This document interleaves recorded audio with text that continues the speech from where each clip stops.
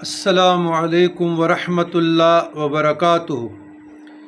اللہم صلی علی سیدنا محمد وعلی آل سیدنا محمد وبارک وسلم بعدد کل شیء معلوم لک۔ حافظہ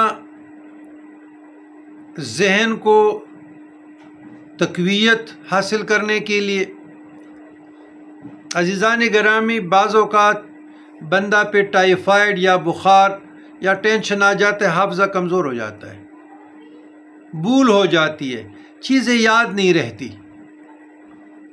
تو اس کے لیے مجرب جو وظیفہ ہے وہ آپ لوگوں کو تعلیم کرتا ہوں۔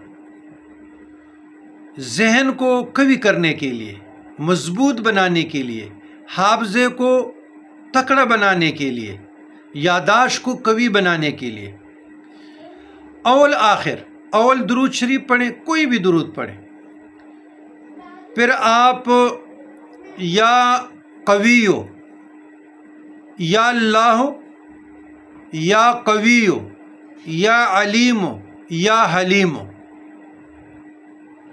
یا اللہ، یا قویو، یا علیم، یا حلیم، یا آپ لوگ پڑھے 41 مرتبہ، یا اللہ، یا قوی، یا علیم، یا حلیم۔ اس کے بعد پھر 3 مرتبہ الم نشرح لک سورۃ انشراح پارہ 30 یہ پڑھیں۔ پھر اس کے بعد رب اشرح لی صدری ویسر لی امری واحلل عقدۃ من لسانی یفقہوا قولی، سورہ طٰہٰ آیت نمبر 25 3 مرتبہ۔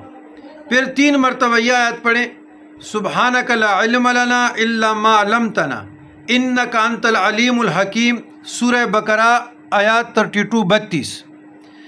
پھر 3 مرتبہ پڑھیں حسبنا اللہ ونعم الوکیل۔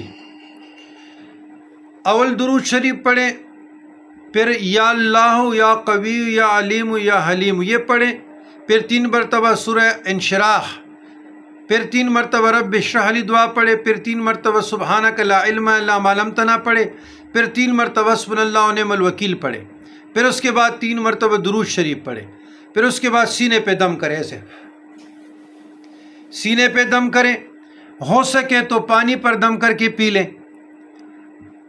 جو بچے اسٹوڈنٹ ہیں، طالب علم ہے، چاہے مدرسوں کے بچے ہیں، چاہے اسکول کے بچے ہیں، چاہے کالج کے، چاہے یونیورسٹی کے، ان تمام طالب علموں کے لیے، چاہے سالکین ہیں جو راہ تصوف میں، راہ سلوک میں گامزن ہے، تو ان لوگوں کے لیے بے حد مفید ہے، بے حد۔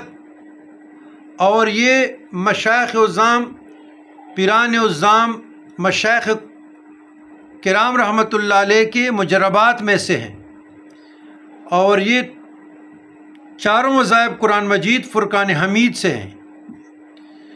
تو حافظہ کے لیے، حافظے کو قوت کو تقویت دینے کے لیے، حافظہ بڑھانے کے لیے، اور نسیان جو بھول ہوتی ہے اس سے چھٹکارا حاصل کرنے کے لیے بہت مفید اعمال ہیں۔ خود بھی سیکھیں، دوسروں کو بھی سکھائیں، اور جو بھی اس مرض میں مبتلا ہے یا نفسیاتی امراض میں مبتلا ہے، تو بجائے سائیکاٹرسٹ کے آپ لوگ جانے کہ اتنی مہنگی دوائیاں جو لیتے ہیں، نیند آور، تو اسی پہ عمل کیجئے، یہی ڈوز تھوڑا سا بڑھا دیں، 3 کی بجائے آپ اس کو 7 مرتبہ پڑھیں، 10 مرتبہ، 40 100 مرتبہ پڑھیں، اسی پر پانی دم کر کے مریض کو پلاتے رہیں، اس کو دم بھی کرتے رہیں انشاءاللہ۔ اچھا، دعا کیسی مانگی جائے؟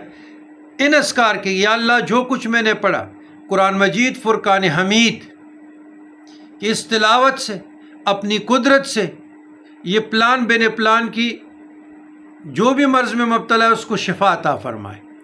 تو اسأل اللہ العظیم رب العرش العظیم ان یشفیک، انشاءاللہ تعالی اللہ کے فضل و کرم سے وہ بھی مستفید ہوگا، دم کرنے والا بھی ہوگا، مریض بھی ہوگا، اور جتنا آپ پڑھیں گے اور اخلاص سے پڑھیں گے تو اللہ تعالیٰ آپ کو بھی تقویت دے گا۔